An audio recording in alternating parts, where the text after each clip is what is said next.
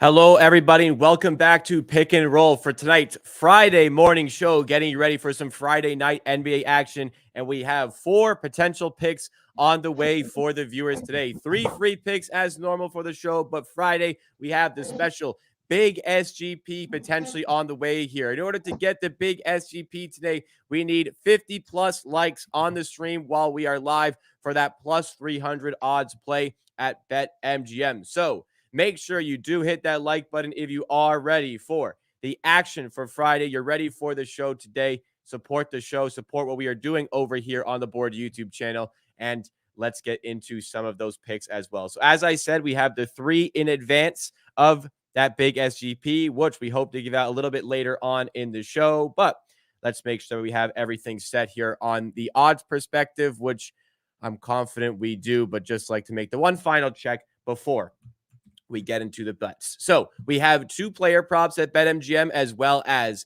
a SGP also available at BetMGM. BetMGM has the best prices in market for all 3 of these plays. So nice and easy, only one app today. So for the first play, it's in the Nuggets and Celtics game, the first of 2 plays involved with this specific matchup. We're going to be taking Kristaps Porzingis over 17.5 points. That's minus 120 on the odds there. Next play is the SGP. This is a 0.75 unit SGP, but we are getting plus 170 odds at BetMGM. Notice it's not the big SGP. We have something bigger potentially on the way here, but it's Jaylen Brown under 26.5 points and Jamal Murray under 24.5 points for those odds. The third play is Jeremy Grant on an over as the Pacers are taking on the Blazers. We want Jeremy Grant over 19.5 points, which is minus 110 at BetMGM. Okay, potential for the big SGP later on, but let's get back to that first pick and hear the handicap from Pips. Talk to us about Porzingis' matchup today against the Denver Nuggets. So Porzingis is actually seeing this line. It was very confusing because on the season he averages way over this line, and even when Jaylen Brown and Tatum are playing, we can see like this graph usually use 25 plus minutes with Tatum and Brown. He is over in 14 of out of the 19 game with 21.2 points average. I used to exclude the terrible defensive teams like Indiana Pacers, Pistons out of this because I excluded 7 worst defensive ratings in the league just to show because I don't think showing his scoring against terrible teams and when he's playing the Denver Nuggets, one of the best defensive teams in the league. But the thing is with Denver Nuggets, they are great defending 1 through 4. They are top 10 in defending all 4 positions 1 through 4, but they are below average at defending centers. As you can see in the play tab below, they are above average free throws. They are terrible defending post ups and terrible defending pick and rolls, rollmans. So yeah, I just think that's the spot where if you need to attack Denver somewhere, it's attacking Jokic inside and scoring versus him. And with Tatum going against Aaron Gordon and Jalen Brown probably going against KCP, Watson, Brown. I mean, it's a difficult matchup for them. So I just think that will just open up the more usage for Kristaps Porzingis tonight. Okay, so nice and easy for the first play, just on the straight player prop. Let's go to that second play here, also in the same game. Going with 2 unders here, maybe buying into some of this NBA January stuff, although having the over in the same game. But I guess there's slight correlation involved if Porzingis going over for Jaylen Brown going under. But talk about the handicap and taking Murray and Brown on their unders on the alt lines. I just think both of these players have a bit too high of a line for this game, even at 24 and at 22.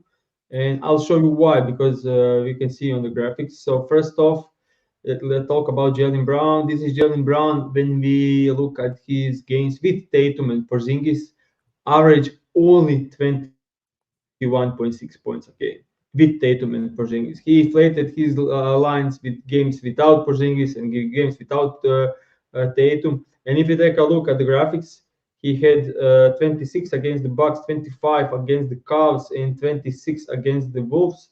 So he's actually over in only in 5 out of 22 on 26 and a half line. And if you look at the play types, it's very difficult matchup for him. Denver Nuggets above average transition defense, great pick and roll ball handler defense, great spot up defense, and he will go against great defensive guards or wings in this entire game. So yeah, this will be very difficult for Jalen Brown to go over this line. And as I said, like it's 7.5, 7 point spread. It can always be a blowout, so we are taking it together. It's correlated. If it's a blowout, I think both of these can win easily in a blowout, and we get a great price for it. And now we can go to the Jamal Murray. This one is very interesting. If you take a look, so I only excluded 7 worst teams in the league, and his graph looks like this. He is under 24.5 against not terrible defensive teams in 17 out of 18 games this season, which is kind of insane. Even if you take a look at 22.5 line, he's under in 15 out of 18 games this season, which is insane. And yeah, he had great games against the Pacers, great games against the Pistons, and he filled up those terrible teams. But in more difficult matchups, more competitive games, Jamal Murray was staying under the entire season. All right, so there we have it for that second play here. Reminder, if we get 50 plus likes on the stream today while we're live, we will be going into the big SGP plus 300 odds at BetMGM. Just checking on our status now. We're only 7 likes away from that, so make sure to hit that like button to support the show and get the extra pick. But the third play here, as we mentioned earlier, is the Jeremy Grant over on points at 19.5 minus 110 odds. Talk to us about this one. Yeah, this is just a great matchup overall for the Jeremy Grant. Earlier this season, he had 34 against the Pacers. He is crushing this line when he gets the minutes this season. This looks just insane. This looks like a completely wrong line set. This is Jeremy Grant when he plays 28 plus minutes. Lately, there have been some terrible blowouts. So they lost like we all know like 30 down against the Knicks. His interesting part is he covered in that 30 point loss against the Knicks. Only played 27 minutes. Then 62-point loss against the Thunder, 25-point loss against the Wolves. He played limited minutes in difficult matchups. But if he used 28 plus minutes, he's over in 19 out of 24 games, average 24 points, and scored 34 against the Pacers earlier this season.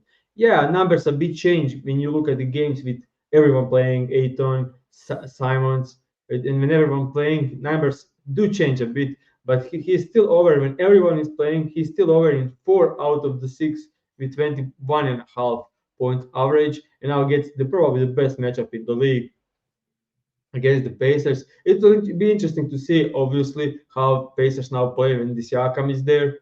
But I don't think the pace will change. I don't think their defense will change much there. So yeah, I just think Jeremy Grant should have a great game once again.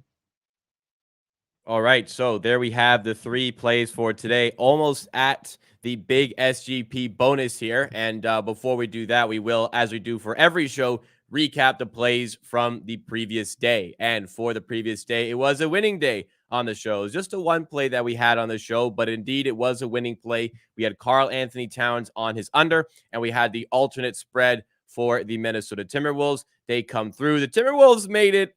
I'll say like sweat free in the end. They win by, I think it was 15 or 18 in the end. Something, anyways, easily cover the spread in the end. Kind of felt close during the game, but Karl Anthony Towns, it never really looked like he was going to sniff the 23.5 point line. So all good on that front. Pips, you watched the game. Any comments? Did it go to plan in your opinion?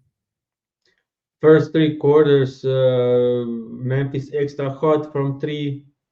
Wolves were extra cold from 3. Things finally changed in the fourth, and then comfortable win for the Wolves. I expected low scoring game from the Memphis. We got it. They only scored 103 points, even though they were extra hot early. But yeah, I mean, Towns, I think 14 points, so not even close to covering. Even though he played 30 minutes, even though it wasn't a blowout, he still didn't cover. So great stuff. I guess it was a bit of a small slip because it took the Timberwolves winning the fourth quarter. The fourth quarter alone, they outscored the Grizzlies by 20 points to cover this. Yeah. So I said to Pittsburgh show, it was sickening having the Grizzlies spread yesterday, but so is NBA betting. Sometimes stuff does not quite fall your way. Okay, we are at 50 likes exactly. So we are ready to go to the big SGP for the day and hopefully get some extra profit on this Friday night basketball. Thank you so much to everybody for yet another great week of support on the show. Let's reward the support with the extra play here and go to the 76ers and Magic game for plus 300 odds at BetMGM. We're going to be taking Paolo Banchero under 28.5 points and 5+ rebounds. Kelly Oubre under 13.5 points and the 76ers on the alternate spread at plus 3.5.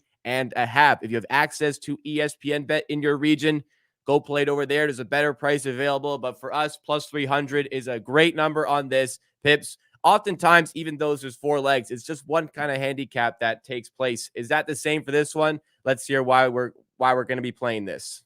Yeah, not only one, but correlated. Yeah. First off, I don't think Nick Nurse will let Banchero score 28.5 points in this game. He is honestly the only real threat on this Orlando Magic team with Franz Wagner being out.